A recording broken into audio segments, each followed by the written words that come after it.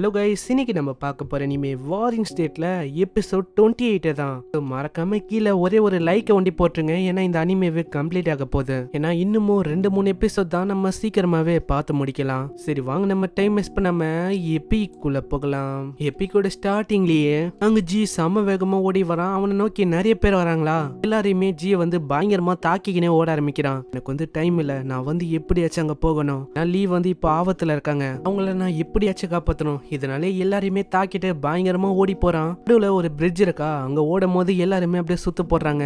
ஆமா ஆமா, என்ன அவ்வளவு அவசரம், எங்க ஓடுறீங்க சாரு? மோயு இவ்வளவு நல்லா உன்னை ட்ரீட் பண்ணும் போது எதுக்கு நீ ஓட பாக்குற? அது மோயு ட்ரீட் பண்றானா? கிழிச்சான் என்ன கிட்னாப் பண்ணி இங்க எடுத்துன்னு வந்திருக்கான். நீ சொன்னாலாம் அடங்க மாட்ட, புடிங்கடா. அங்க எல்லாருமே தாக்க ஆரம்பிக்க ஜி எல்லாரையுமே தாக்குறான். அங்க எல்லாரையுமே தாக்கிட்டு அப்படியே ஜிங்கியும் தாக்க ஆரம்பிக்கிறான். ஜிங்கி இவனை பயங்கரமா தாக்குறான்.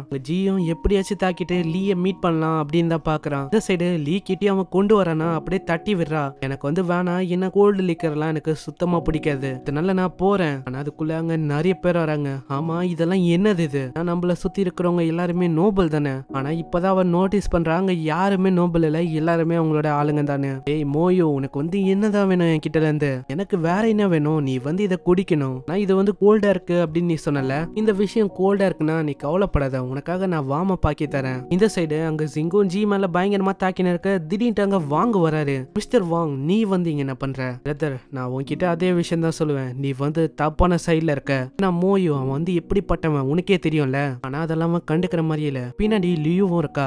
மிஸ்டர் வாங்க சொல்றாரு, ஹே ஜி, நீ என்ன பண்ணு, லியூவை இங்கல இருந்து கொண்டு போ, வேற ஏதாச்சும் ஒரு இடத்துக்கு நீங்க போங்க. அதனால ஜி செம்ம வேகமா லீ இருக்கிற இடத்தை நோக்கி ஓட ஆரம்பிக்கிறான். இந்த சைடு அங்க ஜிங்கு பயங்கரமா தாக்கினே சொல்றான், நீ என்னோட பிரதரும் இல்ல, அதனால என்ன பிரதரும் கூப்பிடாத. அதே மாதிரி நீ அவ்வளோக்கும் ஸ்ட்ராங்கோ இல்ல, நீ ரொம்ப வீக்கா இருக்க. இன்னைக்குதான் உன்னோட கடைசி நாள். இந்த சைடு மோயுவும் அந்த கப்பை சூடாக்குறான். ஏய் இப்போ இது சூடாகுது, இதுக்கு மேலேயே நீ குடிக்கலன்னு சொன்னேன்னு வச்சுக்கேன், அவ்வளவுதான். இதுக்கு மேல நீ இதை குடிச்சுதான் ஆகணும், புரியுதுல? இந்த மோயுவும் ஃபோர்ஸ் பண்ண ஆரம்பிக்கிறான், இந்த குடி குடி. ஆனா அதுக்குள்ளே ஜியும் கத்திக்கினே மோயுவை பயங்கரமா அடிக்கிறான். எல்லாருமே ஜியை பார்த்து ரொம்ப ஷாக் ஆயிடுறாங்க. அட இவன் எப்படி இங்க வந்தான்? அங்க ஜியும் சில பேர் தாக்க ஆரம்பிக்க ஜி எல்லாரையுமே தாக்குறான். நல்ல வேலை, நான் நல்ல டைமுக்கு இங்க வந்துட்டேன் போல. நீங்க எல்லாருமே நல்லா தானே இருக்கீங்க?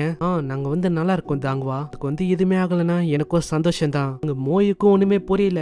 அட பைத்தியக்காரங்களா, நீங்க எத்தனையோ பேர் அவனை தாக்குனீங்க, ஆனா அவன் ஒரே ஆளா அவங்க எல்லாரையுமே தாக்கி முடிக்கிறான். அவன் இத்தனைக்கும் ஒரே ஒரு ஷாக்ல தான் உடைச்சிருக்கான், அவனை கூட உங்களால தாக்க முடியல. நீங்க எல்லாம் சுத்த வேஸ்ட் தான். மோயுவும் ஏதோ வித்தியாசமான டெக்னிக் யூஸ் பண்ண ஆரம்பிக்கிறான். இந்த சைடு ஜிங்கு அவங்க பயங்கரமா தாக்கி வாங்க தள்ளி விட்டுறான். என்ன ஆச்சு? அவ்வளவுதான் போல, நீ தோத்து போயிட்ட. நான் எத்தனையோ வாட்டி உன்கிட்ட சொல்லி புரிய வைக்கிறேன், ஆனா நீ கேட்கவே மாட்ற. அன்னைக்கு நானும் என்னோட பிரதரும் உன்னை விட்டு போகல, அதெல்லாம் ஒரு மிஸ் அண்டர்ஸ்டாண்டிங் தான். ஆனா நான் அதெல்லாம் கேட்கறதுக்கு தயாராவே இல்ல. அதுக்கும் மேல நீ இன்னமும் என்ன பிரதரும் கூப்பிடாத, ஏன்னா உனக்கும் எனக்கும் இதுக்கு மேலே எந்த விதமான ரிலேஷன்ஷிப்பும் இல்ல. அதனால நீ அப்படி கூப்பிடாத. ஏன்னா நீ அன்னைக்கு விட்டு போனவன் தானே. எத்தனை வாட்டி சொல்றது, அதுக்கு ஒரு காரணம் இருக்கு. ஆனா அதெல்லாம் ஜிங்கு கண்டுக்கவே இல்ல.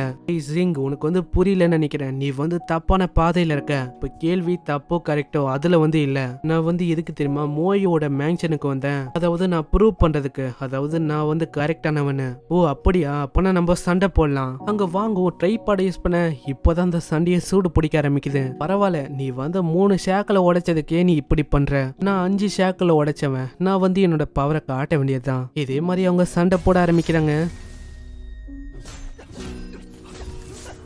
சண்டையில ரூஃப் மேலாம் போய் அவங்க பயங்கரமா தாக்குறாங்க. அவன் உனக்கு காட்டியே ஆகணும், அதாவது மோயோட ஃபேமிலியில எவ்வளவு ஸ்ட்ரென்த் இருக்குன்னு. அங்க அப்படியே அவன் தாக்க இந்த சைடு ஜியோ அங்க பயங்கரமா விழுறான். ஜியால தாக்கு பிடிக்க முடியுமா? இந்த மோயு இவனும் 3 ஷேக்களை உடைச்சிருக்கான். இவன் கவலைப்பட தேவையில்ல, ஏன்னா அவன் எலிக்சர் அதை குடிச்சுதான் உடைச்சிருக்கான். அதனால நம்ம கவலைப்பட தேவையில்ல, ஏன்னா மோயோக்கு அந்த அளவுக்கு ஒன்னும் திறமையும் இல்ல. அவன் இது வரைக்கும் உண்மையான ஃபைட்லயும் சண்டையும் போட்டதில்ல.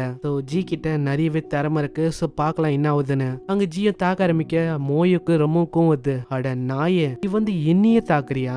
அங்க ஜியை ஏதோ ஒரு வித்தியாசமான டெக்னிக் யூஸ் பண்ணி தாக்க ஜியோ ரொம்ப தூரம் போய் விழுறான். அட ஜி, உனக்கு என்ன ஆச்சு? மோயுவும் சொல்றான், அவ்வளவுதான் ஜி, நீ தோத்து போயிட்ட, அதனால நிம்மதியா சாகுற வழிய பாரு. இவன் இப்படி சொல்றதோட இங்கே இந்த எபிசோட முடியுது. சோ இந்த எபிசோடு உங்களுக்கு பிடிச்சிருக்கும்னு நினைக்கிறேன். பிடிச்சிருந்தா மறக்காம கீழே ஒரு லைக் ஒண்டி போட்டுருங்க. அதே மாதிரி சப்ஸ்கிரைப் பண்ணிக்கோங்க, ஏன்னா அப்பதான் இதுக்கு தவிர எபிசோட்லாம் நோட்டிபிகேஷனா வரும். இவங்க இந்த எபிசோட இங்கேயே முடிச்சனால நானும் இந்த எபிசோட இங்கேயே முடிச்சுக்கிறேன். உங்களை நெக்ஸ்ட் எபிசோட்ல சந்திக்கிறேன். தேங்க்யூ ஃபார் வாட்சிங். சைனரா.